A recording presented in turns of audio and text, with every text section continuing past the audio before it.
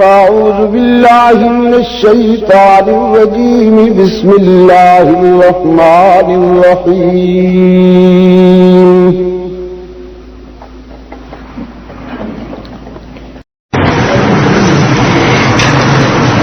الحمد لله وحده والصلاة والسلام على من لا نبي بعده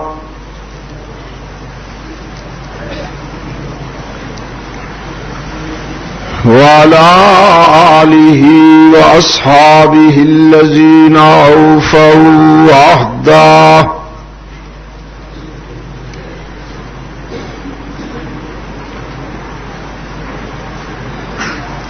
الذين هم مفاتيح الرحمة ومصابيح النور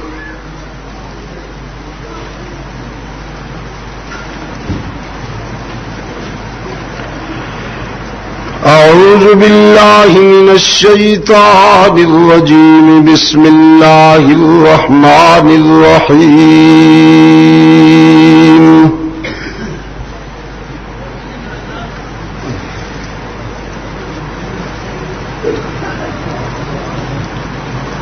لو أنزلنا هذا القرآن على جبل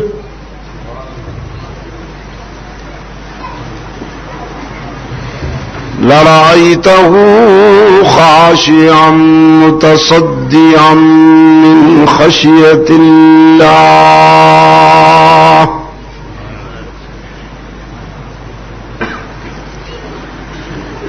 وتلك الأمثال نضربها للناس لعلهم يتفكرون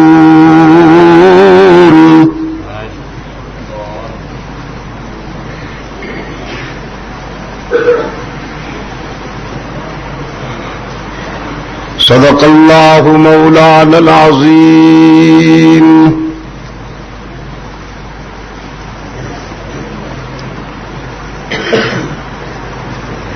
وصدق رسوله النبي الأمي الكريم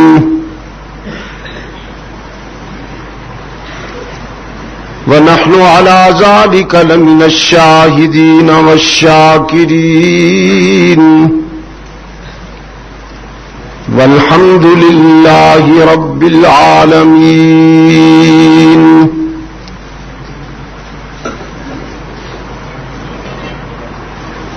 خدا در انتظار حمد مانیست محمد چشم بر راہ سنانیست محمد حامد حمد خدا بس خدا مدافرین مصطفیٰ بس محمد از تو می خواهم خدا را خدایا از تو حب مصطفیٰ را اللهم صل على سيدنا محمد وعلى آله وأصحابه كما صليت على إبراهيم وعلى آل إبراهيم إنك حميد مجيد اللهم بارك على محمد وعلى آل محمد كما باركت على إبراهيم وعلى آل إبراهيم إنك حميد مجيد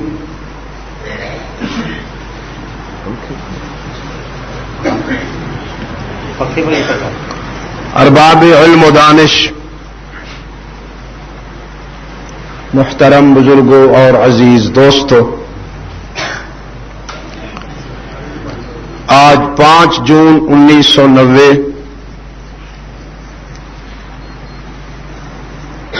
ہم یہاں بگڑا ہری پور کے مضافات میں سرحد پاکستان میں دعوت و تبلیغ کی نسبت سے جمع ہیں۔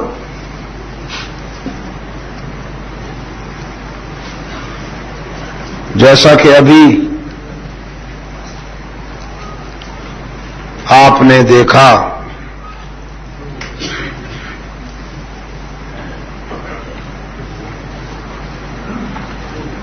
کہ قرآن کریم کو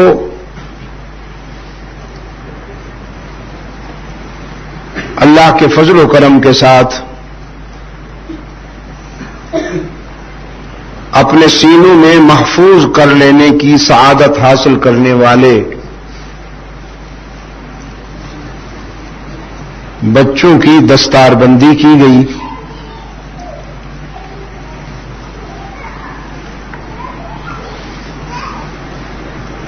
تو یہ تقریب سعید اسی سلسلے میں ترتیب دی گئی ہے.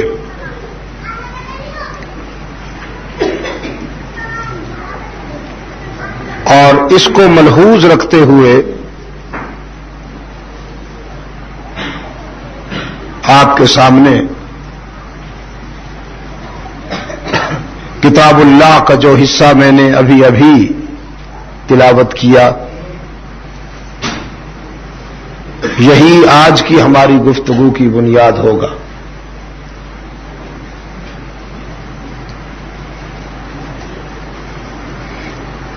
قرآن کریم کائنات کی وہ سچائی ہے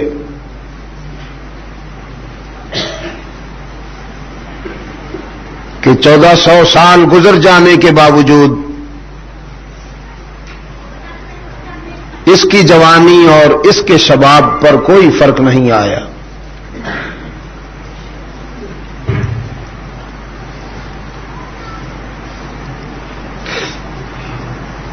اقوام عالم کی تاریخ کا مطالعہ کیجئے.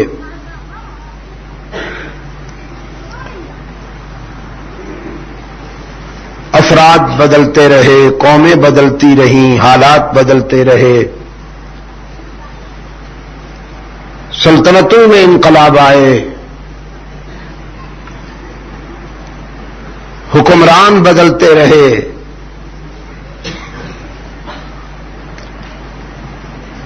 لیکن قرآن کریم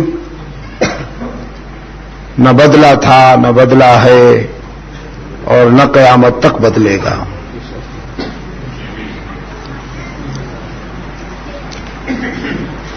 آپ کی الماری میں خاموشی کے ساتھ رکھی ہوئی یہ کتاب بظاہر تو خاموش ہے، لیکن اتنی بھرپور اور پرجوش ہے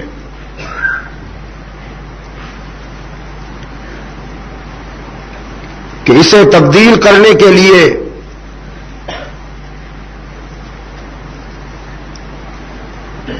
گزشتہ 1400 سالوں میں جو سازشیں ہوئیں،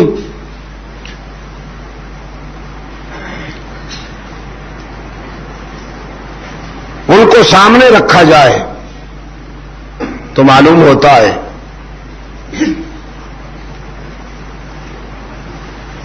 کہ جس قدر قرآن کریم کو مشکل حالات سے گزر کر آپ تک پہنچنا پڑا، دنیا کی اور کسی کتاب کو اتنی مشکلات سے نہیں گزرنا پڑا.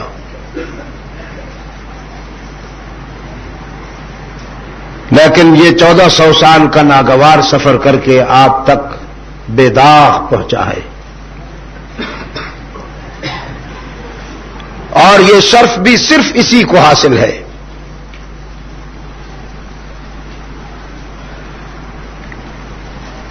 کہ الحمد سے والناس تک انسان کے سینوں میں یہ محفوظ ہے.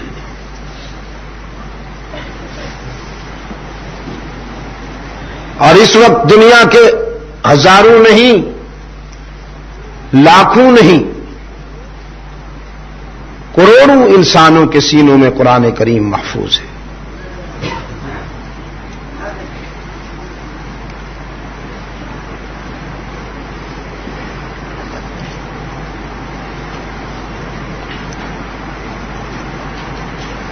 تحریک آزادی کے ثمرات اور اس کے نتائج کو دیکھ کر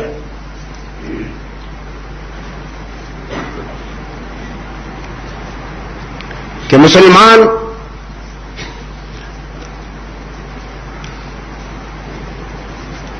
خاک و خون میں تڑپتے ہیں لیکن ان کا جذبہ ٹھنڈا نہیں ہوتا. بات کیا ہے؟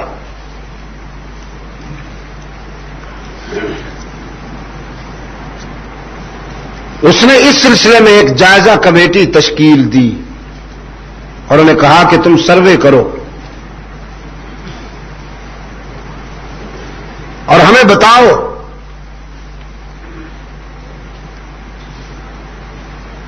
کہ مسلمانوں میں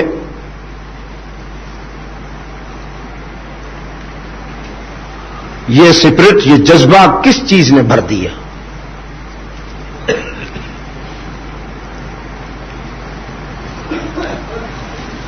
اس کمیٹی کی رپورٹ یہ تھی کہ دو چیزیں ہیں جنہوں نے مسلمانوں میں یہ جذبات پیدا کیے ہیں. ایک قرآن کریم اور دوسرے قرآن کی روح پر عمل کرنے والے صحیح علماء دین.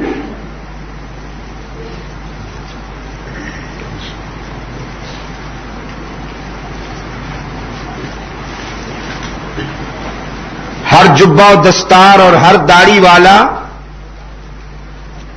معیار نہیں ہوتا. نہ ہر مرد مرد ہو، نہ ہر زن زنست ہو، نہ ہر مرد مرد. خدا پنج انگشت یکساں نہ کرت. ہر مرد طاقتور نہیں ہوتا، ہر عورت کمزور نہیں ہوتی. بعض مرد مرد ہونے کے باوجود اتنے کمزور ہوتے ہیں کہ مردانگی ماتم کرتی ہے. بعض عورتیں عورت ہونے کے باوجود اتنی طاقتور ہوتی ہیں کہ نسوانیت فخر کرتی ہے.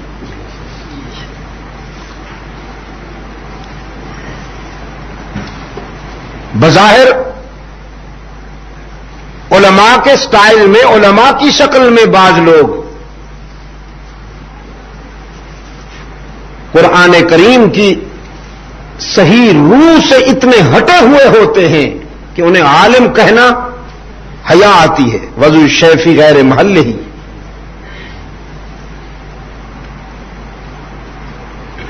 تو اصل عالم وہ ہے کہ جو قرآن کریم کی روح کو سمجھتا ہو اور اس کے مطابق زندگی گزار رہا. وہی عالم عالم کا نمائندہ ہوتا ہے. وہی ایک عالم پورے عالم کا نمائندہ ہوتا ہے. چنانچہ انگریز کے پالیسی میکرز نے یہ فیصلہ کیا کہ ان دونوں چیزوں کو مٹا دیا جائے تاکہ مسلمانوں کے جذبات ٹھنڈے ہو سکیں.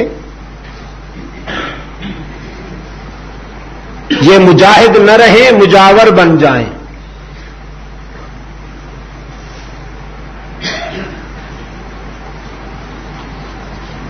علماء کرام کا قتل عام شروع ہوا. تقریباً 17,000 علماء کرام کو خاک و خون میں تڑپا دیا گیا. درختوں کے تنوں کے ساتھ باندھ کر ان پر لوہے کے کیل ٹھوک دیے گئے.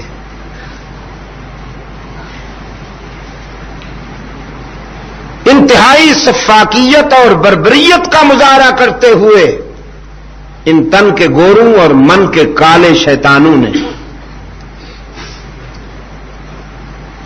جنوبی ایشیا سے علماء حق کا خاتمہ کرنے کے لیے 17,000 علماء کرام کو تہ تیغ کر دیا. قرآن کریم کو مٹانے کے لیے انہوں نے یہ پروگرام بنایا کہ الماریاں خالی کر لو، مساجد میں جا کر قرآن کریم کے نسخے اٹھاؤ اور انہیں دریا برد کرو۔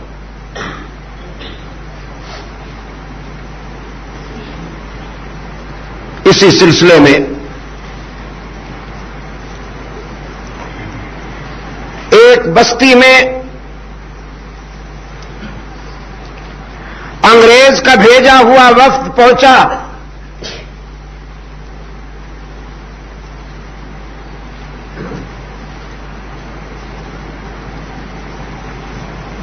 مسجد کو تالا لگا ہوا دیکھا تو عالم کو تلاش کیا، اس مسجد کے خطیب اور امام صاحب کو تلاش کیا۔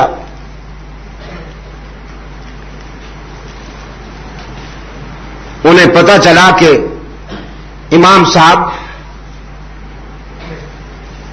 اپنے مکتب میں زیر تعلیم بچوں کے ساتھ کہیں موجود ہیں۔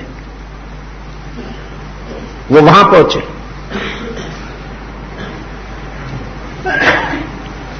انہوں نے امام صاحب سے کہا جاؤ مسجد کھولو، ہم نے قرآن کریم کے نسخے اٹھانے ہیں۔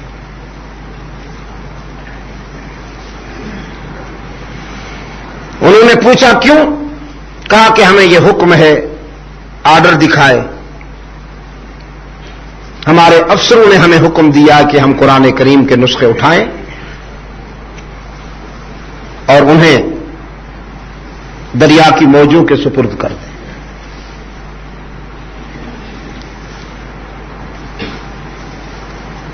اس عالم دین نے ایک آہ سرد لے کر فرمایا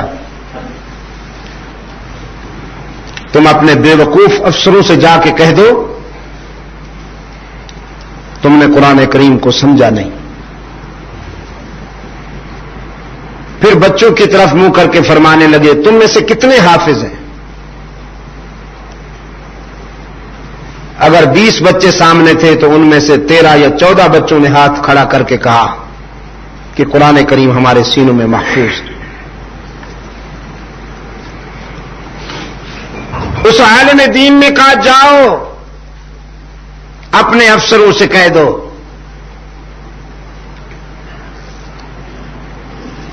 تم کاغذوں کو تو پانی میں بہا سکتے ہو، بین الدفتین جو مسودہ ہے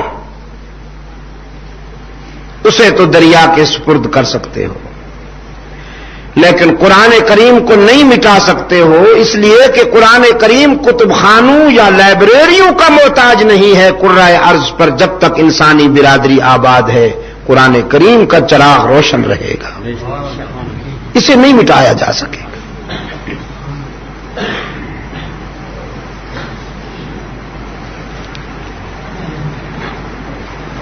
بڑے خوش نصیب ہیں وہ سینے، اللہ جنہیں قرآن کریم کی حفاظت کے لیے پسند فرما لے۔ بہت خوش نصیب ہیں وہ خاندان جس خاندان کے بچے کے سینے میں قرآن کریم محفوظ ہو گیا۔ قابل مبارکباد ہیں وہ اساتذہ کرام اور وہ معلمین حضرات کہ جن سے اللہ نے یہ کام لینا پسند فرما لیا، اور قابل مبارکباد ہیں وہ حضرات بھی کہ جو قرآن کریم کی تعلیم و تدریس کے سلسلے میں انتظامی تقاضے پورے کرتے ہیں۔ اللہ تعالیٰ ان سب کو دنیا اور آخرت کی سعادتوں سے ہمکنار فرمائے اور ان کی مساعی کو شرف قبولیت سے نوازے۔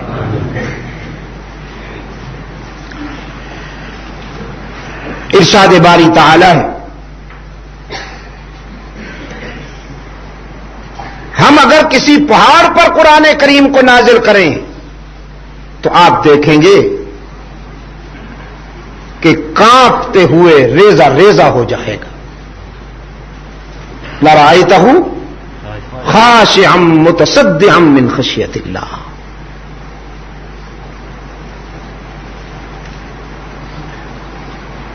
دیکھنے میں پہاڑ کتنے مستحکم اور مضبوط نظر آتے،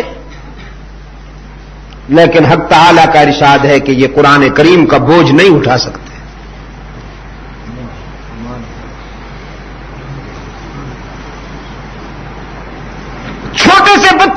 سینے میں قرآن کریم محفوظ ہے.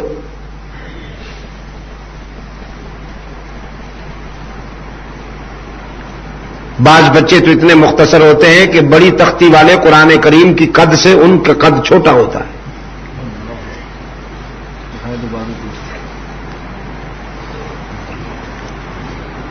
ابھی اسی رمضان المبارک میں انگلینڈ کے سفر کے دوران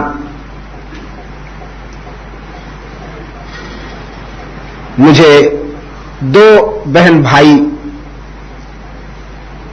دکھائے گئے. چھوٹے بچے تھے اور 9 مسلم ماں کے بیٹے تھے. یعنی ایک انگریز لڑکی نے اسلام قبول کیا, یہ اس کے بچے تھے. ایک بچی تھی, ایک بچہ تھا. بچی کی عمر 6 سال کے قریب تھی اور بچے کی عمر 9 سال تھی. بچے نے قرآن کریم حفظ کر لیا تھا, بچی 27واں پارہ پڑھ رہی تھی.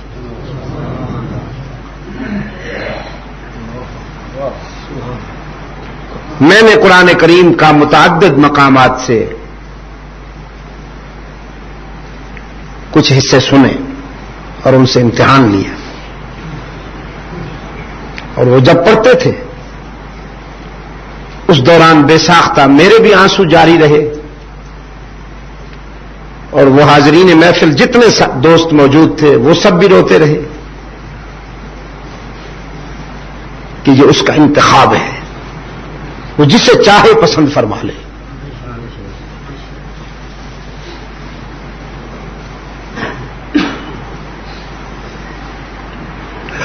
آج مسلمان قرآن کریم سے اتنا دور جا چکا ہے کہ وہ قرآن کریم سے زیادہ قصے کہانیوں کو پسند کرتا ہے, بڑی توجہ سے انہیں سنتا ہے.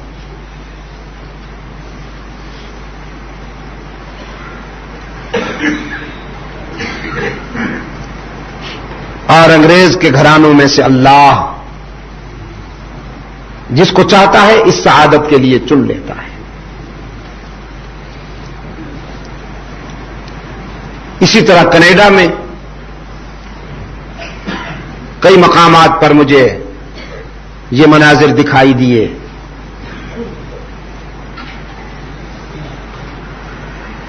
میں سمجھتا ہوں کہ اس وقت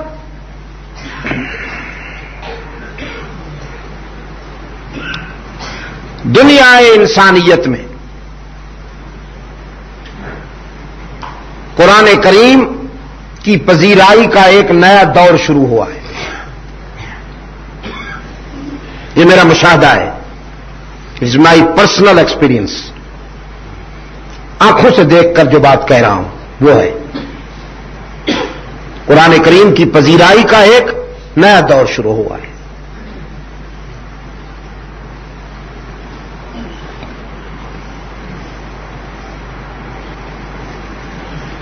معلوم نہیں کہ ہم تعالیٰ کس خطے کے انسانوں کو پسند فرما لیتے ہیں. دیکھیے, کسی خاص علاقے کے مسلمانوں کے ساتھ اللہ کریم کی کوئی رشتہ داری نہیں ہے, ریلیشن شپ نہیں ہے اللہ کی کہ بس انہی سے کام لینا ہے, کسی اور سے نہیں. ان تتولوا یستبدل قوما غیرکم. اللہ کسی کا محتاج نہیں ہے.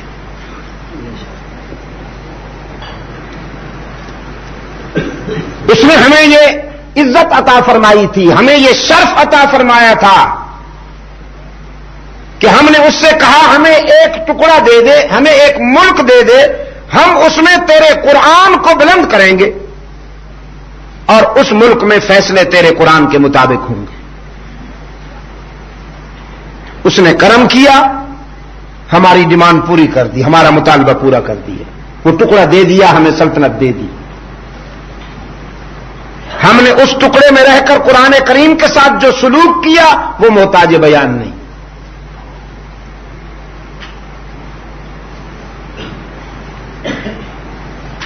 قرآن کریم کو ہم نے مسجدوں میں بند کر دیا, قید کر دیا. بند کرنے کے بجائے اگر آپ اجازت دیں تو قرآن کریم کو ہم نے خوبصورت قید دے دی، مسجدوں میں، یتیم خانوں میں، مدرسوں میں قرآن کریم کو ہم نے مقید کر دیا، اور عدالتوں میں، کچہریوں میں، ہائی کورٹ اور سپریم کورٹ میں، لوئر اینڈ ہائی کورٹ میں فیصلے برطانیہ کا قانون کر رہا ہے۔ انگریزی پڑھنے والے بچوں کے لیے اسکوپ ہے، انہیں معاشرے میں باعزت مقام ملے گا، لیکن قرآن اور حدیث پڑھنے والوں نے بھیک ہی مانگنی ہے۔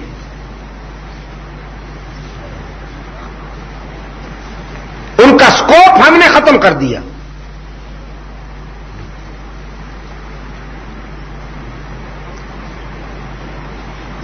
آج مجھ سے پوچھتے ہیں دوست کیا بنے گا جی؟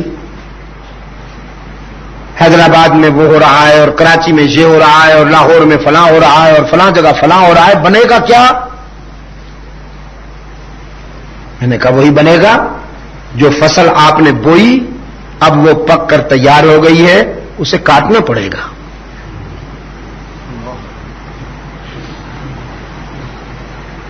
یاد رکھیے، کافر کا کفر اللہ کے غضب کو اتنا نہیں چھیڑتا جتنا منافق کی منافقت اللہ کے غضب کو چھیڑتی ہے۔ اللہ اتنا کافر پر غضبناک نہیں ہوتا جتنا منافق پر غضبناک ہوتا ہے۔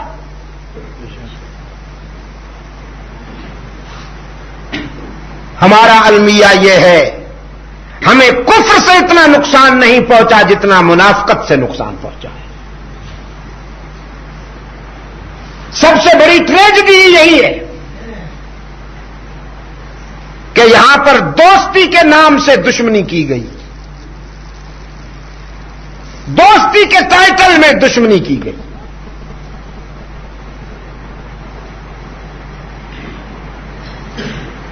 اور آج ایسی بات بگڑی ہے کہ بنتی نظر نہیں آتی۔ یہ انسان کی بھول ہے، وہ یہ سمجھتا ہے کہ میں اپنے تدبر سے اور اپنے شعور سے بگڑی بات بنا لوں گا۔ نہ، بات اسی وقت بنتی ہے جب اس کا کرم ہو جائے، جب اللہ کا کرم ہو جائے اسی وقت بگڑی بات بنتی ہے۔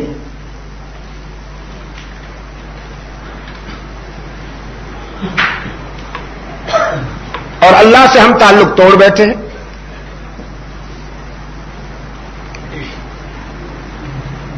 یہاں بھی ذاتی معاملات میں کوئی مذہب کو اپنائے یا نہ اپنائے اس کی مرضی، کہ بھئی یہ ذاتی معاملات ہیں۔ اس طرح کے ذاتی معاملات میں اگر کوئی دیندار بنتا ہے تو پھر یہ بات تو باہر کی دنیا میں بھی ہے۔ آپ باہر جانے والوں سے پوچھئے یا اللہ تعالیٰ آپ کو لے جائے اور دیکھیے، میں نے تو رمضان مبارک میں برطانیہ میں جتنے نمازی دیکھتا ہوں، پاکستان میں مجھے اتنے نمازی نظر نہیں آتے۔ یہاں پر تو رمضان کے ابتدائی 3-4 دنوں میں لوگ نماز تراویح میں ہجوم ہوتا ہے، اس کے بعد پھر مسجدیں خالی ہو جاتی ہیں۔ یعنی استقبال بھی کرتے ہیں مسلمان رمضان شریف کا، آؤ جی جی آیا نو 2-4 دن، پھر رمضان کو کہتے ہیں خدا حافظ، جب جانے لگو گے تو پھر سلام کرنے کے لیے آئیں گے آخری رات، 27ویں کی رات پھر لڈو کھانے کے لیے مسجد میں تل دھرنے کو جگہ نہیں ہوتی۔ اور عموماً بوڑھے عمر رسیدہ مسجد میں آتے ہیں، جن کو گھر میں بہو نہیں بیٹھنے دیتی، وہ کھانسی سمیت مسجد میں تشریف لے آتے ہیں۔ نماز کم پڑھتے ہیں اور کھانستے زیادہ ہیں، نہ خود سکون سے رہتے ہیں نہ کسی اور کو آرام سے نماز پڑھنے دیتے ہیں۔ اور برطانیہ میں نے دیکھا 20 سال کے 23 سال کے جگمگاتی ہوئی جوانیاں مجھے سر بسجود نظر آئی ہیں، اور یہ سارا کریڈٹ جاتا ہے محمد الیاس رحمت اللہ علیہ کی تبلیغی جدوجہد کو۔ دعا کیا کیجئے اسلام کے ان خاموش مگر پرجوش مبلغین کے لیے. انہوں نے گالیاں دے کر نہیں، گالیاں سن کر اسلام کی دعوت و تبلیغ کے کام کو آگے بڑھایا. آج جس کے نتیجے میں ایک اندازے کے مطابق 80 لاکھ انسان کفر کی دنیا سے نکل کر اسلام کے دامن میں آ چکے ہیں، تبلیغی جماعت کی کوششوں کی وجہ سے.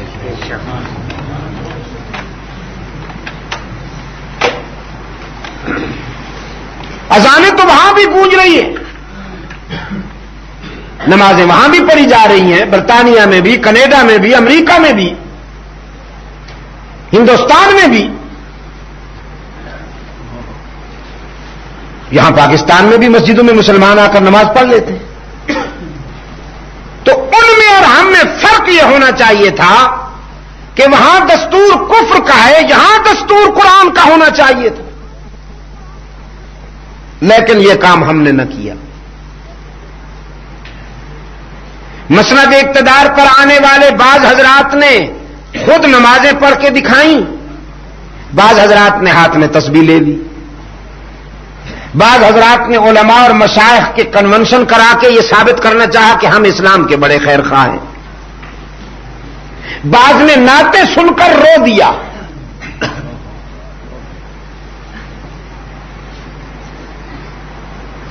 کرائے کے شاعر منگوائے، ان سے نعتیں کہلوائیں اور رو دیا تاکہ لوگ یہ سمجھیں کہ بڑا عاشق رسول ہے. لیکن یہ عاشق رسول کی شریعت کو یہاں نافذ نہیں کرتا. اس قانون سے نجات نہیں دیتا اس قوم کو کہ جس قانون سے نجات حاصل کرنے کے لیے بر صغیر کے مسلمانوں نے خون کا دریا عبور کیا تھا. تو میرے عزیز دوستو، میں یہ عرض کر رہا تھا آپ کی خدمت میں، ایک چھوٹے سے بچے کو آپ قرآن کریم کا حافظ پائیں گے، قرآن کریم کا قاری پائیں گے، لیکن حق تعالی کا ارشاد ہے دنیا میں دھرتی کے سینے پر کوئی پہاڑ اتنا مضبوط نہیں ہے کہ جو قرآن کریم کی جلالت کو برداشت کر سکے.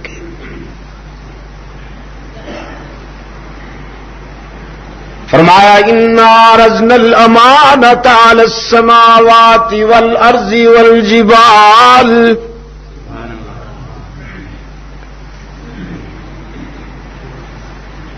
انا عرضنا الامانۃ علی السماوات والارض والجبال فأبين أن يحملنها وأشفقن منها وحملها الإنسان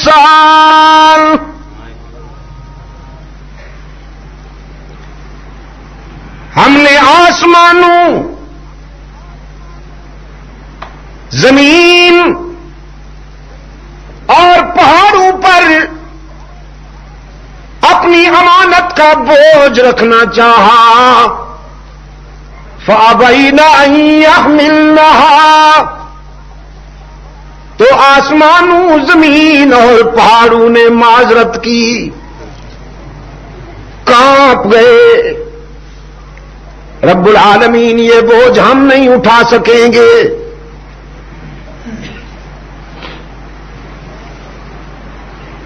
آپ تو ویسے بھی پہاڑوں کے دامن میں رہنے والے ہیں. قرآن کریم کے مطالعے سے 3 حالتیں سامنے آئی ہیں پہاڑوں کی. فرمایا ان من الحجارۃ لما يتفجر منه الانہار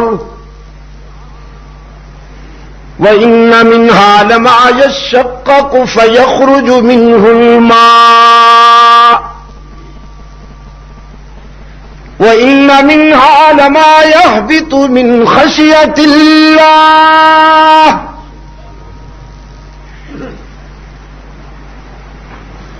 پہاڑوں میں سے کچھ وہ ہیں کہ جن سے نہریں جاری ہیں، کچھ وہ ہیں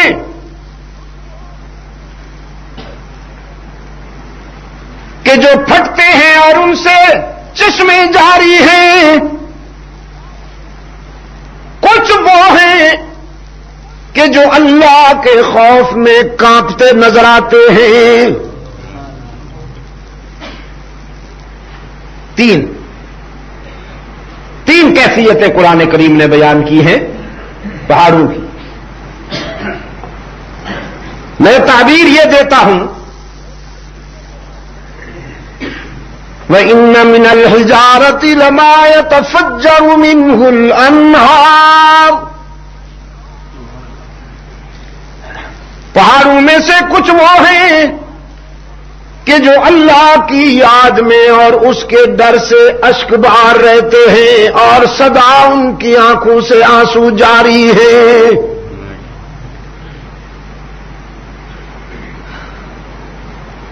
یہ جو پہاڑوں کے دامن میں بہتے ہوئے جھرنے ہیں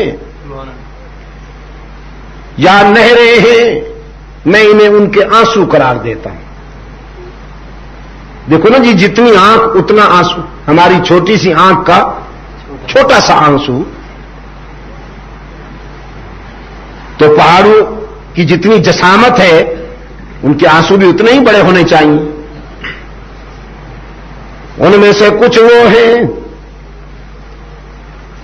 کہ جن کا اللہ کے ڈر سے خون جگر جاری ہے، یشقق فیخرج منہ الماء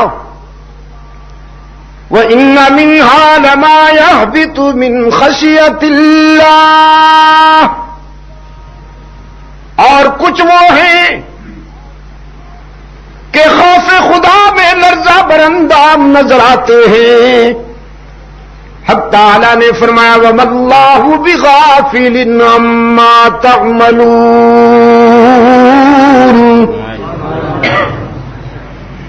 یہ تو پہاڑوں کا حال ہے، لیکن اے ابن آدم، ہم تیرے چونچلے بھی دیکھ رہے ہیں، ہم تیرے کرتوت بھی دیکھ رہے ہیں، جو کچھ تو کر رہا ہے نا ہم اس سے بے خبر نہیں ہیں۔ پہاڑ تو اتنے مضبوط اور مستحکم ہونے کے باوجود کچھ اشکبار ہیں، کچھ وہ ہیں کہ جن کا خون جگر جاری ہے، کچھ وہ ہیں کہ جو ہمارے ڈر سے لرزہ برندام ہیں، لیکن ایک تو ہے اے ابن آدم جس کی تخلیق قطرہ ناپاک سے ہوئی، ایک غلیظ بوند سے جس کی تخلیق ہوئی۔ فَلْيَنظُرِ الْإِنسَانُ مِمَّا خُلِقَ، خُلِقَ مِن مَّاءٍ دَافِقٍ، خُلِقَ مِن مَّاءٍ دَافِقٍ يَخْرُجُ مِن بَيْنِ الصُّلْبِ وَالتَّرَائِبِ۔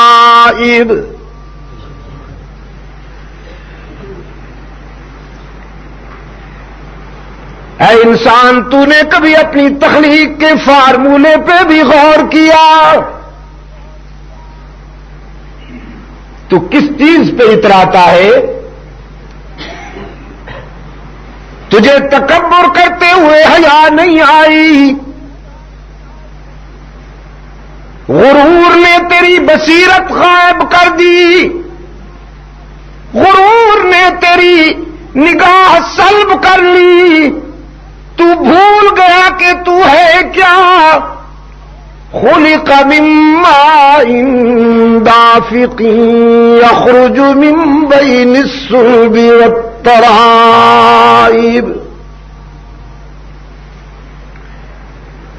اور پھر کہتا کیا ہے؟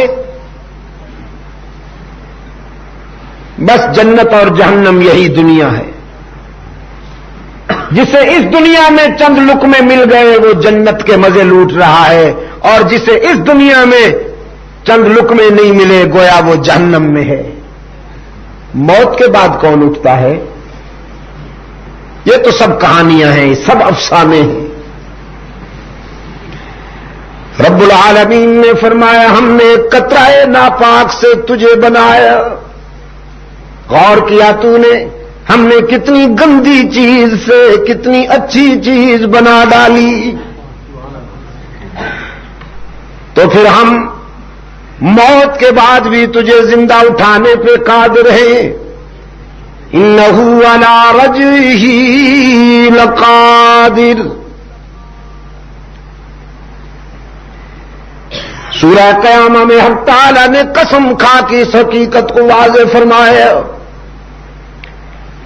ارشاد ولا اقسم بیوم القیامہ ولا اقسم بالنفس اللوامہ ایحسب الانسان ان لن نجمع عظاما بلا قادرین علی ان نسوی بنانہ بل يريد الإنسان ليفجر أمامه يسأل أيان يوم القيامة فإذا برق البصر وخسف القمر وجمع الشمس والقمر يقول الإنسان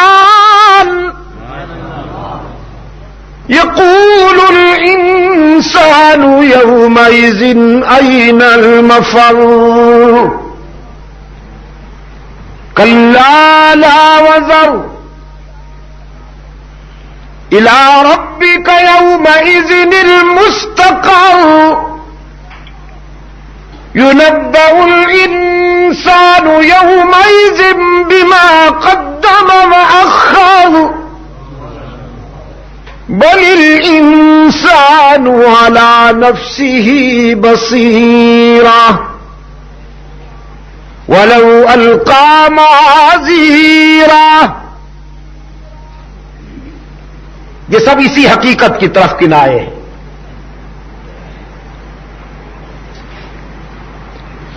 حق تعالی نے فطری صداقتوں کی قسم کھاتے ہوئے فرمایا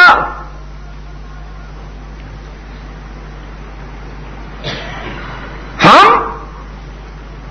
کہ جو لفظ کن سے کائنات کو منظم کر سکتے ہیں، اے انسان موت کے بعد تجھے بھی زندہ اٹھانے پہ قادر ہیں. لیکن انسان یہ کیا سوچتا ہے کہ موت کے بعد مٹی میں بکھر جانے والی ہڈیوں کو کون جمع کرے گا؟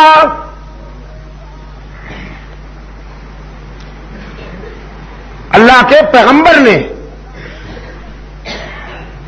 ایک ہے علم الیقین اور ایک ہے عین الیقین. تو عین الیقین حاصل کرنے کے لیے حق تعالی سے پوچھا تھا کیف تحیی الموتى، اے رب تو مردوں کو کیسے زندہ کرے گا؟ فرمایا اولم تؤمن، کیا یہ ایمان نہیں ہے تیرا؟ عرض کیا بلا ایمان تو ہے، ولکن لیطمئن قلبی، میں تو اطمینان قلب کے لیے یہ سمجھنا چاہتا ہوں، مشاہدہ کرنا چاہتا ہوں کہ تو مردوں کو کیسے زندہ کرتا ہے. رب العالمین نے فرمایا خذ اربعۃ من الطیر. چلو ہم پریکٹیکل کرواتے ہیں. قال فخذ اربعۃ من الطیر فصرهن إليك ثم اجعل على كل جبل منهن جزءا. 4 پرندے پکڑ لیجئے، پھر انہیں ذبح کر لیجئے، پھر ان کا گوشت پوست اور ہڈیاں ملا دیجئے، قیمہ کر دیجئے، اور پھر ان کے اجزاء مختلف مقامات پہ رکھ لیجئے. ثم ادعوهن پھر انہیں پکاریے. آگے کیا فرمایا؟ یاتینک سایہ.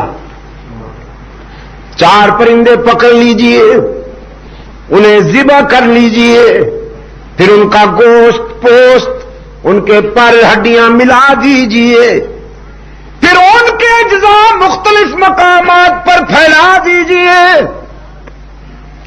پھر دور بیٹھ کر انہیں بلائیے. تو آپ کے بلانے پر صرف آئیں گے نہیں, اڑتے ہوئے آئیں گے, اچھلتے ہوئے آئیں گے, کودتے ہوئے آئیں گے.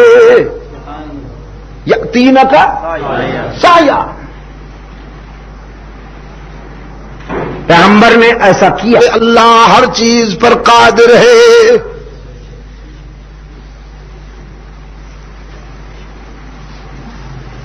معیار انسان کا ادراک نہیں ہے. انسانوں میں سے تو کچھ پاگل بھی ہوتے ہیں, وہ اپنے باپ کو نہیں پہچانتے تو خدا کو کیا پہچانیں گے. ایک پاگل اپنے باپ سے کہنے لگا تو میرا باپ ہے یا میں تیرا باپ ہوں؟ اس نے کہا بیٹا نا میں تیرا باپ ہوں. نے کہا نا میں تیرا باپ ہوں. تو پاگل نے کہا اچھا پھر قرآن اندازی کرتے ہیں, دیکھ لیتے ہیں کون باپ بنتا ہے. انسان کی عقل کا تو یہ حال ہے. تو سچائی کو پرکھنے کے لیے معیار انسان کا شعور نہیں ہے دوستو.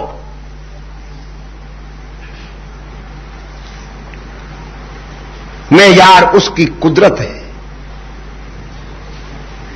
معیار اس کی رہنمائی ہے. وہ بات سچ ہے جو وہ کہتا ہے. ہماری سمجھ میں آئے یا نہ آئے, سمجھ میں آ جائے تو اس کا کرم ہے, اور اگر نہ آئے تو کوشش جاری رکھیں, لیکن بات وہی سچ ہے جو وہ کہتا ہے.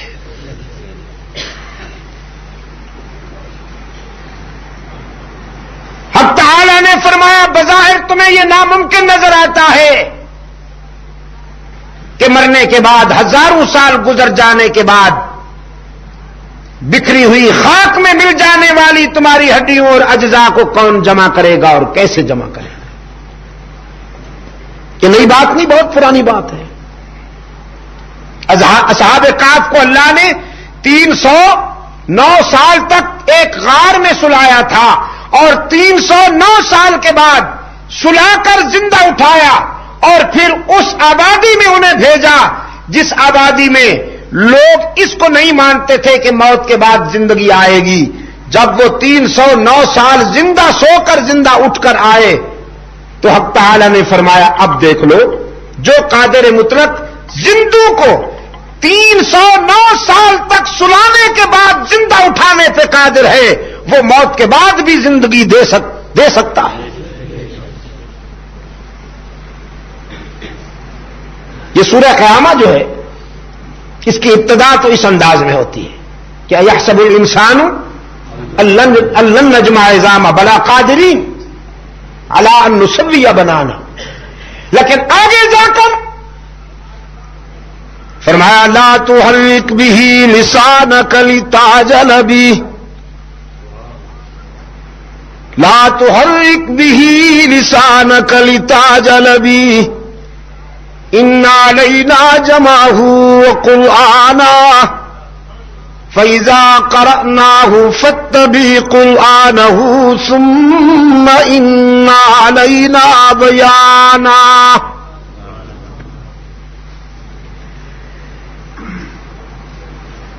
وحی کے ابتدائی اسباق میں کیا کہا میں نے؟ وحی کے ابتدائی اسباق میں, یہ جو فرسٹ لیسنز تھے نا,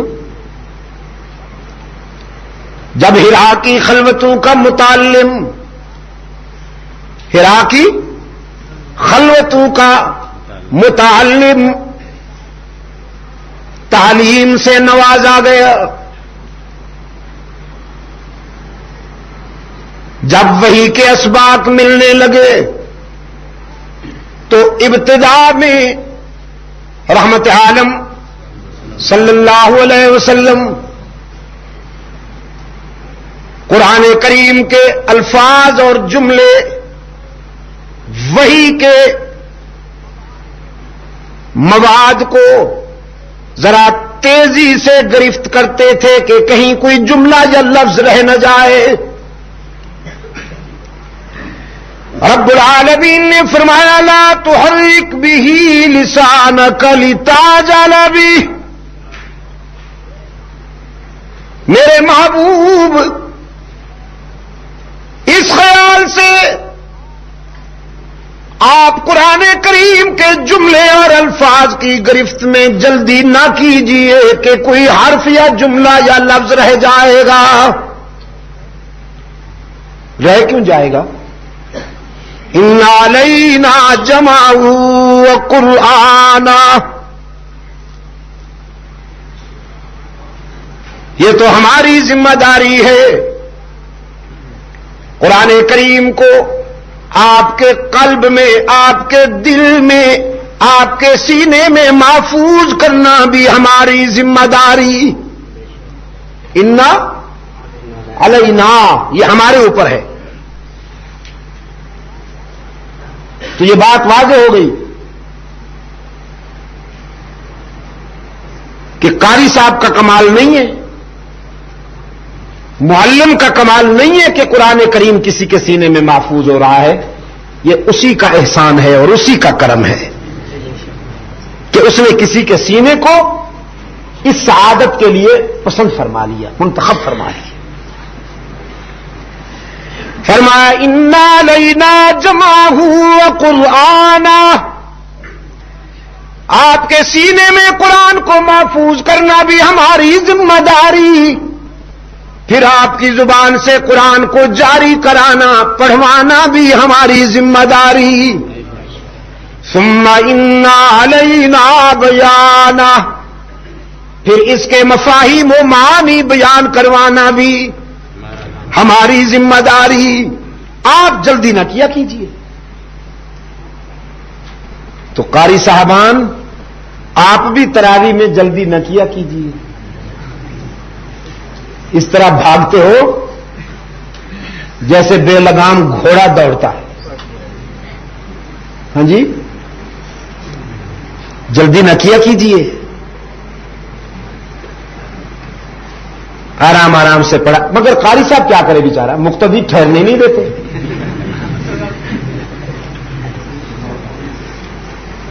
اگر ایک دن قاری صاحب آرام نال پڑھ لوے تو مقتدی آخدا تو ماں نکما سمجھے ہوئے، ماں اور کوئی کام نہیں، بس تیرے پیچھے کھڑے رہنا ہے. صرف دیکھ ایک کی ٹائم ہو گیا، وہ بیچارہ بجھ جاتا ہے کہ گھنٹے کے بجائے اگر 1.25 گھنٹہ ہو گیا تو مقتدی صاحب غضبناک ہو گئے تو تم ماں نکما سمجھے، ماں اور کوئی کام نہیں. اور ماں صاحب اتوں فارغ ہو کے جا کے پتہ کی کرنا ہے گھر، یہ پتہ ہے تمہیں اس کی کرنا ہے، پتہ ہے. یہ تو نعرہ افسوس کی بات ہے میرے عزیز. آپ کے نعروں پہ بھی قربان جاؤں. یہ تو نعرہ افسوس کا مقام ہے. نہیں جاگ رہے، میں قرآن پڑھ رہا ہوں، اگر اس سے نہیں جاگتے تو نعروں سے کیا جاگے. نعروں نے جگایا تھوڑی ہے، نعروں نے جو جلوے دکھائے ہیں وہ آپ کے سامنے ہیں.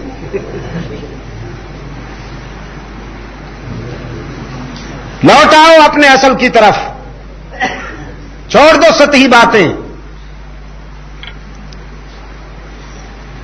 قرآن کریم کو سکون سے سنا کرو. اللہ آپ کو توفیق دے کہ زیادہ سے زیادہ وقت یہیں لگایا کیجیے. آمین. لیکن مسجد سے بھاگتے ہیں اور گھر میں جا کر پھر وہاں محفل آباد ہوتی ہے، پھر وہاں محفل لگتی ہے. اللہ کے رسول صلی اللہ علیہ وسلم نے فرمایا مومن مسجد میں اس طرح مطمئن ہوتا ہے جیسے مچھلی پانی میں ہو، اور منافق مسجد میں اس طرح بے قرار ہوتا ہے جیسے پرندہ پنجرے میں ہو. جس طرح وہ پرندہ پنجرے سے نکلنے کے لیے بھاگنا چاہتا ہے، منافق بھی اگر دکھائی میں محلے والوں کو یہ دکھانے کے لیے کہ میں بڑا نمازی ہوں مسجد میں آ بھی جائے تو باہر نکلنے کے لیے بے چین رہتا ہے کہ جلدی چھٹی ملے.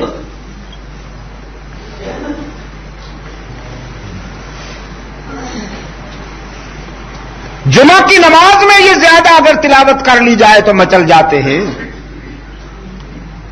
ہاں جی.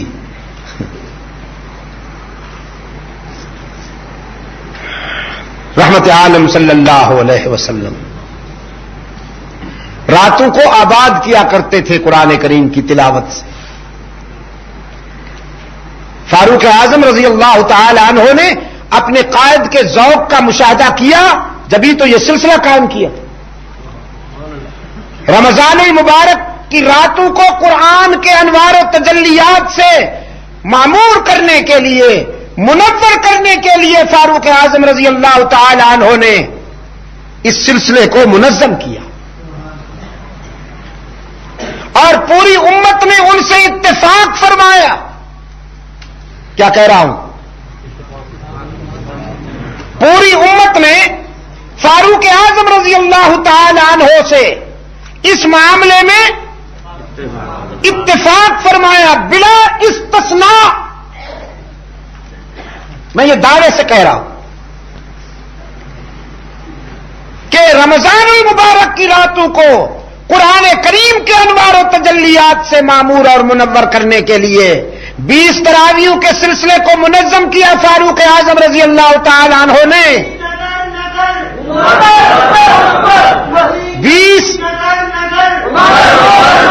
20 رکعتوں کو جو منظم کیا ہے فاروق اعظم رضی اللہ تعالی عنہ نے، تو پوری امت نے اتفاق فرمایا ہے امام عدل و حریت کے اس سلسلے سے. اصحاب رسول میں سے کسی نے اختلاف نہیں کیا.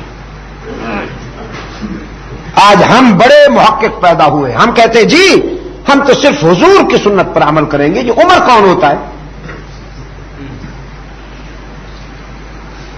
یعنی ہم فاروق اعظم رضی اللہ تعالی عنہ کو اپنے سے جونیئر سمجھے نا. پھر کہ دین کو جتنا ہم نے سمجھا عمر نے نہیں. فاروق اعظم رضی اللہ تعالی عنہ تو وہ ہے کہ فرش زمین پر جس کی رائے کے تائید میں عرش بری سے قرآن اترتا ہے، وہ منشا رسول کو نہیں سمجھتے، ہم زیادہ سمجھتے.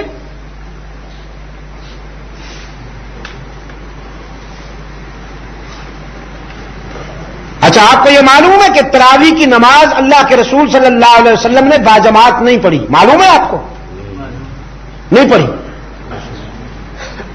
یہ باجماعت جو تراویح کی نماز ہے یہ بھی صحابہ کرام رضوان اللہ علیہ مجمعین کا عمل ہے. اور اللہ کے رسول صلی اللہ علیہ وسلم نے یہ کریڈٹ خود عطا فرمایا ہے اپنے صحابہ کو کہ علیکم بسنتی، میرا طرز عمل بھی لازم پکڑو، اور میرے یہ جانشین، میرے تو یار کردہ یہ شاگرد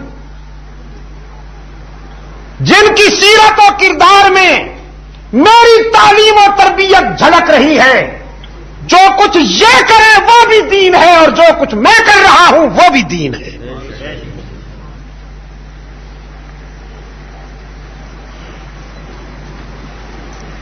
رحمت عالم صلی اللہ علیہ وسلم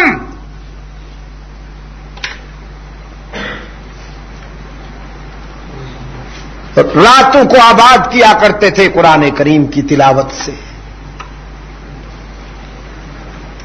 اور اس قدر آباد کیا کرتے تھے راتوں کو قرآن کریم کی تلاوت سے کہ حق تعالیٰ کو کہنا پڑا قم اللیل الا قلیلا، میرے محبوب آپ رات بھر کھڑے ہو جاتے ہیں، پوری پوری رات قیام کرتے ہیں میرے محبوب اپنا دل خوش کرنے کے لیے، تو کچھ دیر آرام بھی کر لیا کیجئے میرا دل خوش کرنے کے لیے.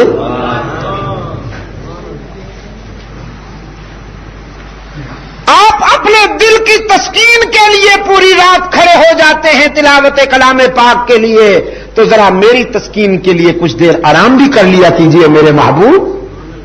نصفہ اب انقص منہ قلیلا او زد علیہ، یہ تیری مرضی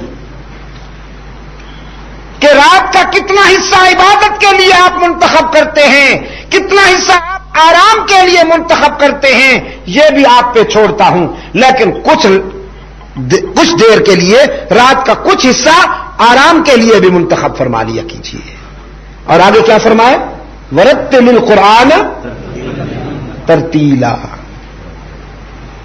یہ رتل القرآن ترتیلا کی کیا معنی ہے؟ ٹھہر ٹھہر کر جم جم کے پڑھا کیجیے میرے محبوب۔ قد افلح المؤمنون الذين هم یہ ترتیب ہے۔ آنکھیں بند کر کے منہ کھول دیتے ہیں قاری صاحب، آنکھیں بند کر کے منہ کو قد افلح المؤمنون اللہ اکبر، مقتدی بھی اللہ اکبر ٹھا پڑتے ہیں زمین پر، اللہ اکبر اللہ اکبر اللہ اکبر انا للہ و انا الیہ راجعون، انا للہ و انا الیہ راجعون۔ یہ مذاق ہو رہا ہے قرآن کریم کے ساتھ؟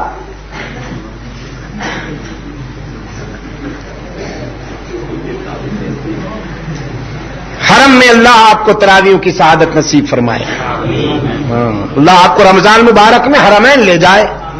قد افلح المؤمنون الذين هم في صلاتهم خاشعون والذين هم عن اللغو معرضون والذين هم للزكاة فاعلون والذين هم لفروجهم حافظون إلا على أزواجهم أو ما ملكت أيمانهم فإنهم غير ملومين۔ اور یہ جو سورہ فاتحہ ہے اس پہ بھی ذرا رحم کیا کیجیے، ایک آیت کو ایک سانس میں پڑھا کیجیے نا ذرا۔ الحمدللہ رب العالمین۔ تراویح تو کیا عام نمازوں میں بھی امام صاحب کھڑے اللہ اکبر الحمدللہ رب العالمین الرحمن الرحیم مالک یوم الدین ایاک نعبد و ایاک نستعین اہدنا الصراط المستقیم پڑھتے جا رہے، جب تک سانس چلے گی رکیں گے نہیں، وہ جب سانس رک جائے گی تو مجبوراً ٹھہرنا پڑے گا ورنہ ارادہ نہیں ہے۔ وہ خدایا، ہر زبان کی کچھ آداب ہوتے ہیں، کچھ آداب ہوتے ہیں۔ سورہ فاتحہ کی 7 آیتیں ہیں نا مختصر، تو 7 وقفے کیا کیجیے۔ الحمدللہ رب العالمین الرحمن الرحیم مالک یوم الدین ایاک نعبد و ایاک نستعین اہدنا الصراط المستقیم صراط الذین انعمت علیہم غیر المغضوب علیہم ولا الضالین۔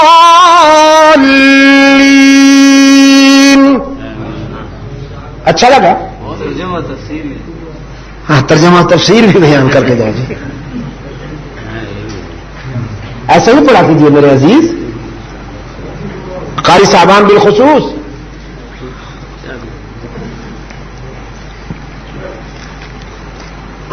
ویسے مجھے معلوم ہے ہمارے محترم قاری صاحب، مجھے معلوم ہے وہاں پر بڑی اچھی رہنمائی ہوتی ہے قرآن کریم کو خوبصورت پڑھنے کی، تجوید، ترتیل، توقیر کے ساتھ۔ دیکھو جی، ایک ہے تجوید، ایک ہے ترتیل، ایک ہے ترسیل، اور ایک ہے توقیر۔ توقیر بھی ہونی چاہیے قرآن کریم کے پڑھنے میں۔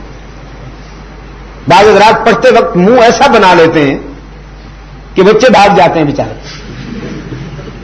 ان کا منہ دیکھ کر کہ حضرت کی کہیں جنس تو نہیں بدلنے لگی۔ تو تلاوت میں وقار بھی ہونا چاہیے، تلاوت میں وقار بھی ہونا چاہیے۔ قرآن کریم سب سے بڑی ذات کا سب سے بڑا کلام ہے، کلام الملوک، ملوک الکلام۔ تو آپ جو کلام ساری زبانوں کا بادشاہ ہے جب اسے پڑھیں تو وقار کے ساتھ پڑھیں. قد افلح المؤمنون الذين هم في صلاتهم خاشعون والذين هم عن اللغو معرضون والذين هم للزكاة فاعلون والذين هم لفروجهم حافظون إلا على أزواجهم أو ما ملكت أيمانهم فإنهم غير ملومين فمن ابتغى وراء ذلك فأولئك هم العادون والذين هم لأماناتهم وعهدهم راعون والذين هم على صلواتهم يحافظون أولئك هم الوارثون الذين يرثون الفردوس هم فيها خالدون وَلَقَدْ خَلَقْنَا الْإِنسَانَ مِنْ سُلَالَةٍ مِّن طِينٍ ثُمَّ جَعَلْنَاهُ نُطْفَةً فِي قَرَارٍ مَّكِينٍ ثُمَّ خَلَقْنَا النُّطْفَةَ عَلَقَةً فخلقنا العلقة مضغة فخلقنا المضغة عظاما فكسونا العظام لحما ثم أنشأناه خلقا آخر فتبارك الله أحسن الخالقين ثم إنكم بعد ذلك لميتون ثم إنكم يوم القيامة تبعثون. تھک تو نہیں گئے؟ تراویح میں بھی اسی طرح نہیں تھکتا انسان، لیکن افطاری بے قرار کرتی ہے نا. آپ چونکہ اللہ والے ہوئے افطاری اتنی مختصر کرتے ہیں، بس کھجور کا 1-2 دانہ یا 1-2 گلاس پانی کا پیا اور اللہ کا نام اور اس کے ذکر کے لیے آپ مسجد میں آ گئے. افطاری کے بعد جو شاگرد نے استاد سے کہا حضرت یہ الائچی ذرا منہ میں رکھ لیجئے، کہنے لگا بدبخت الائچی کی گنجائش ہوتی تو اور قورمہ نہ کھا لیتا.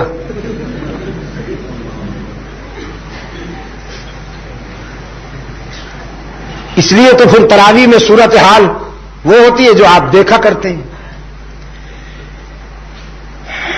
میرے عزیز دوستو،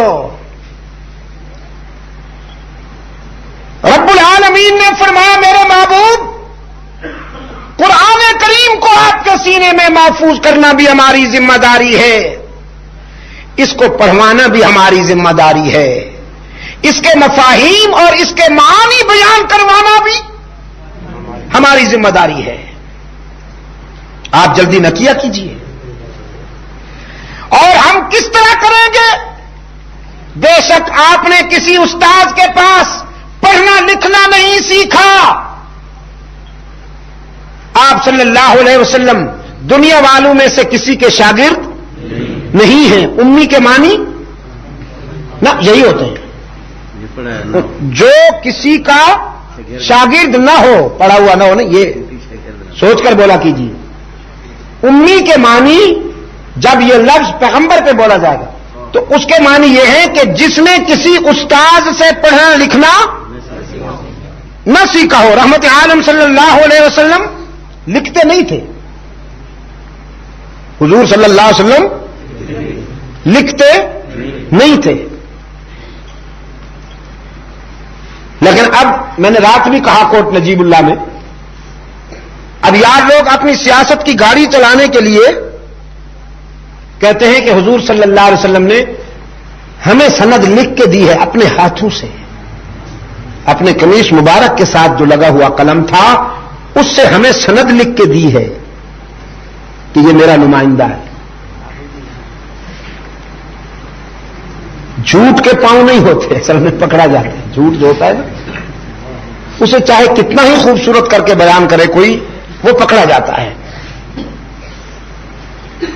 اب ٹی وی پہ کچھ دیر تک لیکچر دینے کا موقع مل گیا،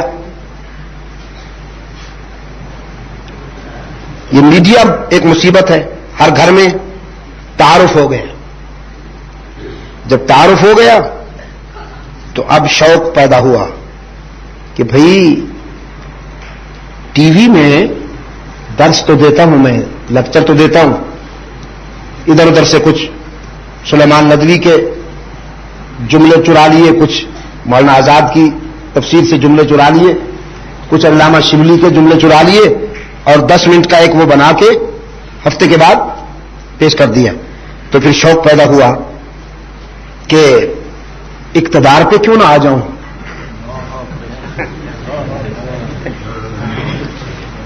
حکومت پہ کیوں نہ آ جاؤں، سارا کام کیوں نہ سنبھال لئیے۔ ہاں جی ٹی وی اپنا ہو سی، سب کچھ اپنا ہو سی، شوق پیدا ہوا نا جی،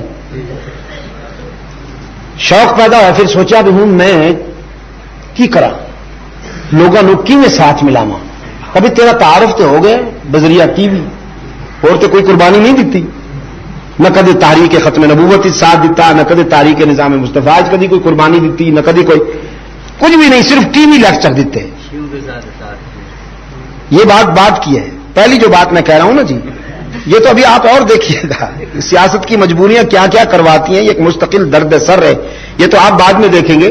ابتدا میں اس نے سوچا کہ یہ میں اپنی دکان لگاؤں کیسے، دکان چمکاؤں کیسے، تو اس کے لیے پھر اس نے کہا کہ حضور مجھے حکم فرما رہے ہیں کہ تم اٹھو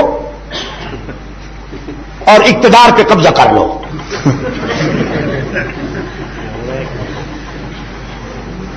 وہ ہمارے عثمانیہ لائبریری والے دوست، میں نے ان سے کہا تھا پشاور والے کچھ لے کے آئے اس کی کیسٹیں، رات لے آئے نا، پھر وہ آپ انہیں آڈیو کیسٹ لائے ہیں، وہ آپ سنیں گے تو حیران ہو جائیں گے کہ اس دور میں پڑھی لکھی دنیا جہاں لوگ چاند پر قدم رکھ رہے ہیں، ایسے لوگ بھی ہیں۔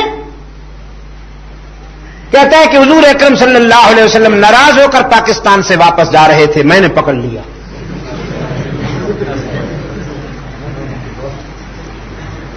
اور روتا ہے، ایکٹنگ کرتا ہے۔ میں نے کہا حضور نہیں جانے دیں گے، حضور نے فرمایا نہیں بس میں جاتا ہوں۔ میں نے کہا حضور نہیں جانے دیں گے، تو پھر حضور صلی اللہ علیہ وسلم نے فرمایا اچھا پھر ایک شرط ہے، اگر تم مجھے ٹھہرانا چاہتے ہو تو میں نے عرض کیا فرمائیے، حضور نے فرمایا اچھا پھر شرط یہ ہے کہ میرے میزبان تم بن جاؤ، میرے کھانے پینے کا انتظام تم کرو۔ یعنی پیغمبر کی بے بسی دیکھیے، بے سر و سامانی دیکھیے کہ طاہر قادری سے کھانا پینا مانگتے ہیں۔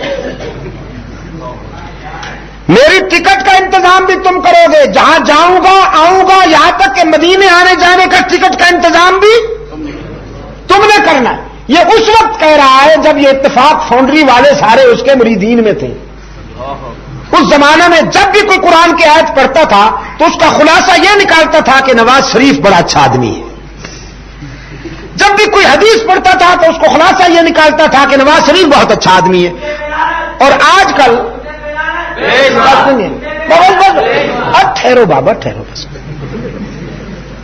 اور آج کل ہر آیت اور ہر حدیث کا ترجمہ یہ نکالتا ہے کہ وہ غلط آدمی ہے۔ جب تک اس سے مطلب تھا تو ہر آیت کا ترجمہ یہ تھا کہ یہ بڑا اچھا آدمی ہے، اور اب جب مطلب نکل گیا تو ہر حدیث اور ہر آیت کا یہ ترجمہ ہے کہ یہ بڑا غلط آدمی ہے۔ اور اتفاق سے کسی کی گولی چل جائے، محلے میں ادھر ادھر سے کسی کا فائر ہو جائے تو کہتا ہے یہ اسی نے کرایا ہے۔ یہ انسان بڑی عجیب شے ہے، یہ بڑی عجیب شے ہے انسان، آپ سمجھے کہ نہیں؟ تو اب رسول اللہ صلی اللہ علیہ وسلم جو خلاصہ کائنات ہیں، میں اگر اس کائنات کو دودھ کہوں تو رحمت عالم مکھن ہے اس کا، جو فخر رسول ہیں، جو ہادی سبل ہیں، جو رحمت عالم ہیں، وہ اس سے کہتے ہیں میرے کھانے پینے کا انتظام تم کرو گے اور میری ٹکٹ کا انتظام بھی. مطلب کیا ہے؟ مطلب یہ کہ اتنی بڑی ہستی کا جو میں میزبان بن رہا ہوں مجھے ان کا کھانا پینا بھی بنانا ہے. آخر کچھ لوگ بھی ان کے ساتھ آئیں گے. 1,24,000 صحابہ بھی ممکن ہے حضور کے ساتھ آئیں, کچھ اولیاء کرام بھی حضور کے ساتھ آئیں, کچھ صدیقین و شہداء, آخر امت کے جو چیزہ افراد ہیں وہ بھی سارے حضور کے ساتھ آئیں گے. تو اتنی بڑی جماعت کی جو مجھے میزبانی کرنی ہے اور کھانا بنانا ہے تو ذرا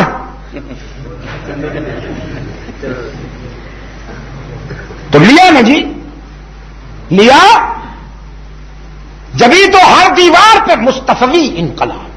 یہ مصطفی انقلاب یہ ہے کہ دشمنان صحابہ کے ساتھ پیکٹ کیا. یہ جو تو آپ کے یہ جو بے تکے نعرے ہیں ان سے مجھے کوئی دلچسپی نہیں.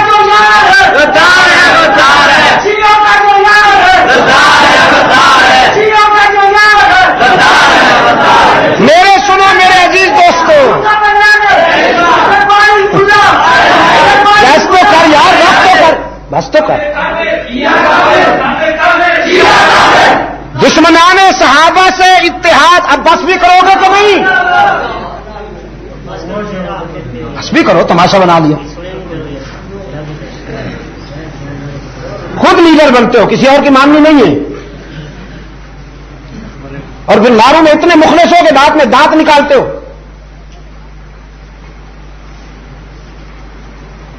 کہ کارروائی ڈال دی کہ نہیں. مذاق نہ بنایا کیجیے.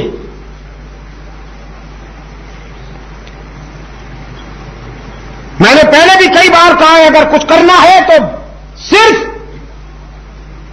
گرجنے پہ ڈپینڈ مت کرو. کچھ کرنا ہے تو سنجیدہ ہو جاؤ. کچھ نہیں کیا آج تک تم نے, صرف نعرے لگائے. لوگوں نے تمہارا جگر چھین لیا, لوگوں نے تمہاری کمر توڑ کے رکھ دی ہے اور تم صرف نعرے لگانے میں ماہر بیٹھے ہیں. بس جانتا ہوں تمہارے نعروں کو اور تمہاری پہنچ کو. میرے سامنے ہیرو نہ بنا کیجیے صرف نعرے لگا کر.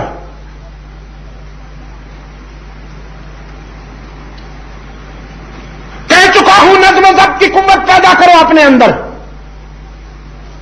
سنجیدہ ہو جاؤ.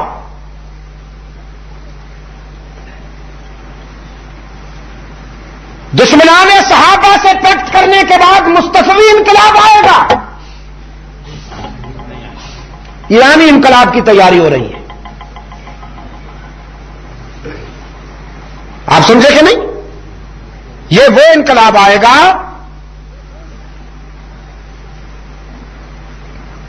دشمنان صحابہ سے اتحاد کر کے.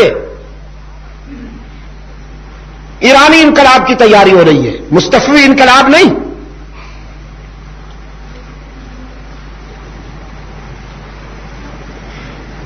میرے عزیز دوستو,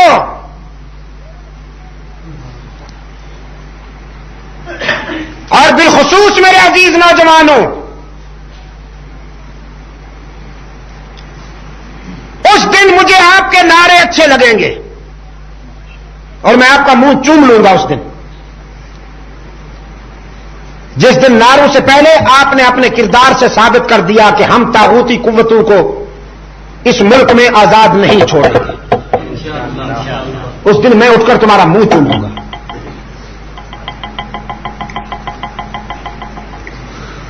آئیے پورے نظم و ضبط کے ساتھ ملک و ملت کی تعمیر کرنے کا فیصلہ کر لیجئے اور طے کر لیجئے کہ آنے والے محرم میں مذہب کے نام پر نکلنے والے خنجر بردار جلوسوں کو ہم سڑکوں پر برداشت نہیں کریں گے. صرف نعروں پر گزارا مت کرو.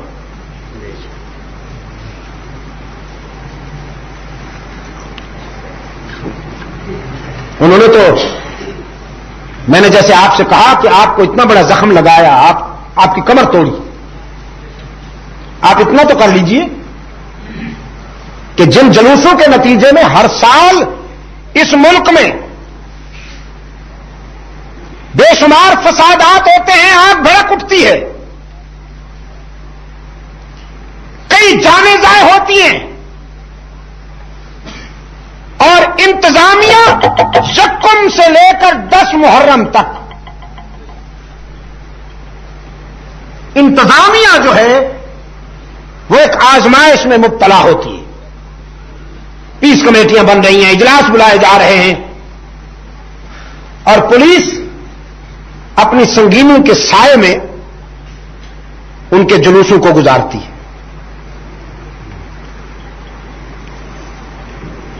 میں یہ بات بڑے آرام سے کہہ رہا ہوں، بڑے وثوق سے کہہ رہا ہوں.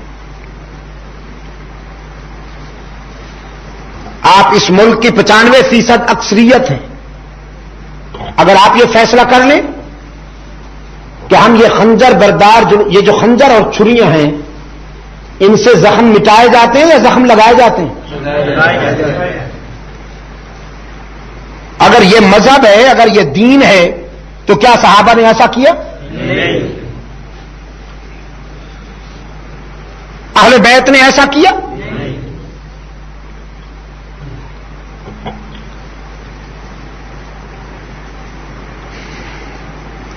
یہاں اگر آئین شریعت نافذ ہو جائے، قرآن و سنت کو آئینی بالادستی حاصل ہو جائے، تو ہم شرعی عدالت میں یہ ریفرنس لائیں گے کہ یہ ثابت کیا جائے کہ ہمارے دور اساسی میں اصحاب رسول یا اہل بیت رسول یا ائمہ دین، ائمہ مجتہدین میں سے کسی نے یہ خنجر بردار جلوس نکالے ہوں. تم اپنے ان پسندیدہ کرداروں میں سے کسی کردار کے حوالے سے یہ ثابت کر کے دکھاؤ جنہیں تم پسند کرتے ہو، تو پھر بھی ہم ان کو گوارا کرنے کے لیے سوچ سکتے ہیں. لیکن جو چیز صحابہ سے ثابت نہیں، اہل بیت سے ثابت نہیں، ائمہ مجتہدین سے ثابت نہیں، قرون اولیٰ کے کسی قابل ذکر کردار سے یہ بات ثابت نہیں، آج سیاسی انقلاب لانے کے لیے مذہب کے لبادے میں جو یہ سب کچھ کیا جا رہا ہے، پاکستان کے 95% اکثریت کے احساسات اور جذبات کو مجروح کرنے کے لیے، یہ غیر اسلامی بھی ہے، غیر جمہوری بھی ہے، اور غیر انسانی حرکت بھی ہے. اس کو ختم کرنے کے لیے آپ اپنے اندر نظم و ضبط کی قوت پیدا کیجیے.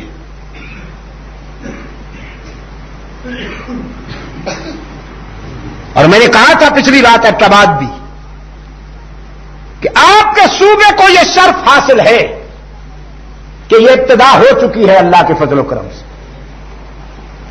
ڈیرہ اسماعیل خان میں پچھلے 3 سالوں سے یہ سلسلہ نہیں ہو رہا، بند ہو چکے ہیں. یہ 100 سے زیادہ، 100 سال سے زیادہ عرصے کا ان کے پاس پروف تھا کہ ہمارا یہ روٹ ہے اور ہم یہ نکالا کرتے ہیں. تو کسی غلط چیز کو اگر 100 کیا 1000 سال سے بھی نکالا جا رہا ہو تو اسے باقی رکھنا ہے یا ختم کرنا ہے؟ انتظامیہ والے کہتے ہیں جی یہ تو انگریزوں کے دور سے بھی چلے آ رہے ہیں، اب ہم کیا کریں؟ انگریز کوئی فرشتے تھے کہ ان کے دور میں جو بات ہوتی تھی اب وہ اس کو باقی رکھنا ہے؟ انگریز کے دور میں جو کچھ ہوتا تھا وہ باقی رکھنا چاہیے یا اسے مٹانا چاہیے؟ یہ بگڑا آپ نے جو نام رکھا ہوا اپنے گاؤں کا، یہ کس نے رکھا تھا؟ میں تو پشاور کے جھگڑے سے تنگ تھا، اب یہاں بگڑا بھی آ گیا. پشاور میں ایک گاؤں ہے جھگڑا، دیکھا ہے آپ نے؟ یہ جب آپ جائیں گے نا جی وہ پشاور، ہاں لگا ہوا ہے، پشاور سے 6-7 میل پہلے پبی سے آگے جائیں گے جب تو 6-7 میل پہلے لکھا ہوا ہے بورڈ جھگڑا. وہاں گیا بھی ہوں میں 2-3 مرتبہ، دوست وہاں مجھے لے گئے جلسے کے سلسلے میں. تو میں ان سے کہتا تھا کہ بھئی تم نے تو اپنا نام ہی جھگڑا رکھا ہوا ہے، تم سے صلح کی کیا امید؟ میں جھگڑے سے تنگ تھا. اب بگڑا بھائی اسلم خان صاحب کچھ آپ اس سلسلے میں سوچئے، اس گاؤں کو مشرف باسلام یوں کیجئے کہ کم از کم اس کا ٹائٹل، اس کا عنوان تو اچھا ہو. نہ جی نہ بگڑا بھی نہیں ہونا چاہیے. اچھا آپ یہ بتائیں کہ یہ بگڑا کوئی یہاں قوم تو نہیں ہے؟ نہیں ہے نا. کہیں میں نے کہا وہ قوم ہی مجھ پر ناراض نہ ہو جائے کہ دیکھو جی ان کو کیا تکلیف پہنچتی ہے ہمارے. اگر قوم نہیں ہے تو پھر یہ بگڑا وگڑا کوئی نام نہیں ہے. اس کا ایک اچھا سا نام تجویز کر لیجئے, الہ آباد کر لیجئے بس. چلو نہیں, صدیق سے کسی کو اختلاف ہو سکتا ہے, اللہ سے تو نہیں ہو سکتا. الہ آباد کر لیجئے, کتنا اچھا نام ہے جی. آپ کے اس پورے ہزارہ میں کوئی گاؤں الہ آباد بھی ہے بھائی؟ ہے نہیں. الہ آباد, جس کو اللہ آباد رکھے ہمیشہ. یہ الہ آباد جو ہے دعا بھی ہے, اکبر الہ آبادی ہے نا. اگر کسی گاؤں کا نام الہ آباد ہے تو یہ ایک طرح کی دعا بھی ہے کہ اللہ اسے ہمیشہ آباد رکھے. تو بھئی یہاں کے جو ذمہ دار حضرات ہیں, جو بلدیاتی نمائندہ حضرات ہیں, آپ ان کے سامنے یہ تجویز لائیے. میں تجویزیں تو دیا کرتا ہوں لیکن آپ مانتے کم ہیں. میں نے ایبٹ آباد کے لیے بھی تجویز دی تھی کہ اس کا نام بھی تبدیل کیجئے. تو آپ اس کو الہ آباد بنانے کی کوشش کیجئے جی بگڑا کو. اگر میں زندہ رہوں پھر جب آؤں تو پھر مجھے یہ کہا جائے کہ الہ آباد کے لیے وقت چاہیے. تو یہ ماتمی جلوس جو ہیں, خنجر بردار جلوس, اگر یہ انگریز کے دور میں نکلتے تھے تو یہ اس بات کا جواز نہیں ہے کہ انہیں نکلنا چاہیے. اب انہیں ختم ہونا چاہیے. اگر کسی کے نزدیک یہ مذہبی ضرورت ہے تو پھر اسے چاہیے کہ وہ اپنی عبادت گاہوں میں, ہماری عیدگاہ میں, ہمارے جمعے کی نماز جامع مسجد میں, ٹھیک ہے نا جی, ہماری تراویح مسجد میں, ہماری نمازیں مسجد میں, ہمارا حج عرفات میں. تو پھر ان کے جلوس ہمارے در پہ کیوں؟ ان کے جلوس بھی ان کی عبادت گاہوں تک محدود کیے جائیں. اس کے لیے نظم و ضبط کی قوت پیدا کیجیے میرے عزیز. یہ کام بہت سنجیدہ ہے. اس کام کو کرنے کے لیے آپ کو سنجیدہ کوشش کرنی ہوگی.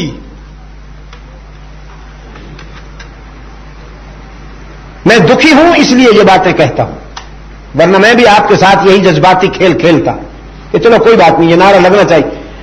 ایک گیا ہے تو دوسرا بھی چلا جائے, تیسرا بھی چلا جائے, پھر پانچواں بھی چلا جائے, پھر 10واں بھی چلا جائے. جو نعرے لگواتے جاؤ اور بندے مرواتے جاؤ.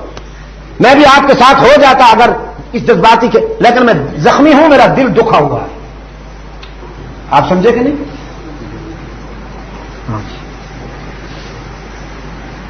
تو قرآن کریم اسی سینے میں محفوظ ہوتا ہے جس سینے کو اللہ پسند فرما لے. فرمایا لا تحرک به لسانک لتعجل به ان علینا جمعہ وقرآنہ فإذا قرأناه فاتبع قرآنه ثم إن علينا بيانا. آپ کے سینے میں محفوظ بھی ہم کریں گے قرآن کریم, آپ کی زبان سے پڑھوائیں گے بھی ہم, اور اس کے مفاہیم و معانی بھی ہم بیان کروائیں گے. الہ العالمین کیسے؟ میں نے تو کسی سے پڑھنا نہیں سیکھا, میں نے تو لکھنا نہیں سیکھا, یہ ہوگا کیسے؟ رب العالمین نے فرمایا جیسے ہم مردوں کو زندہ کرنے پہ قادر ہیں, جیسے ہم بکھری ہوئی ہڈیوں کو منظم کر کے دوبارہ زندگی سے ہم کنار کر سکتے ہیں. اگرچہ آپ نے کسی سے پڑھنا لکھنا نہیں سیکھا, ہم آپ کو ایسا پڑھا لکھا بنائیں گے کہ ساری کائنات کا استاذ بنا دیں گے. اللہم صلی علی سیدنا محمد النبی الامی وعلی آلہ وصحبہ وبارک وسلم. بس اب آپ کیا اور جی ہاں, ہمارے لائبریری عثمانی لائبریری کے دوست کیسٹیں بھی لائے ہیں, جن دوستوں کو مطلوب ہو وہ لے لیں, اور یہ کچھ میری باہر کی تقاریر کو انہوں نے چھپوا لیا کتابی صورت میں، پڑھے لکھے حضرات اگر چاہیں گے تو وہ بھی ملے گی. میں دعا کرتا ہوں مسجد کو بھی اپنے میرے عزیز دوست، اس مسجد کا کیا نام ہے؟ مرکزی جامع مسجد. مرکزی جامع مسجد اچھی بات ہے، لیکن اگر آپ اسے دیکھیں نا جی، سعودی عرب میں ہے مسجد سعد بن ابی وقاص. جدہ میں کئی مساجد میں دوست مجھے لے گئے، وہاں درس بھی ہوتے رہے. تو مسجد ابو ہریرہ، مسجد عمرو بن عاص، مسجد خالد بن ولید، مسجد سعد بن ابی وقاص، مسجد ابو ذر غفاری، یہ اچھے نام ہیں کہ نہیں؟ تو پھر اس مسجد کو بھی ہم آج سے مسجد صدیق اکبر سے معنون کیوں نہ کر دیں؟ نعرہ تکبیر، مصطفیٰ کا ہم سفر، گلی گلی نگر نگر مسجد صدیق قرآن ہے، چمن چمن کلی کلی. رضی اللہ تعالی عنہم اجمعین. تو آپ سب حضرات بھائی اس بات کو پسند فرماتے ہیں نا کہ آج کے بعد یہ الہ آباد کی جامع مسجد صدیق اکبر، ٹھیک ہے؟ یعنی ٹھیک کہنے میں بھی آپ کو تکلیف ہو رہی ہے. تھکا ہوا تو میں ہوں جی، تھکا ہوا تو میں ہوں، اور آپ مجھ سے بھی زیادہ تھکے ہوئے معلوم ہو رہے ہیں میرے بھائی. مسجد صدیق اکبر آج کے بعد، اور یہ گاؤں جو ہے الہ آباد. دیکھو جی، میں نے تو ایسا نام دے دیا آپ کو کہ جس سے کسی کو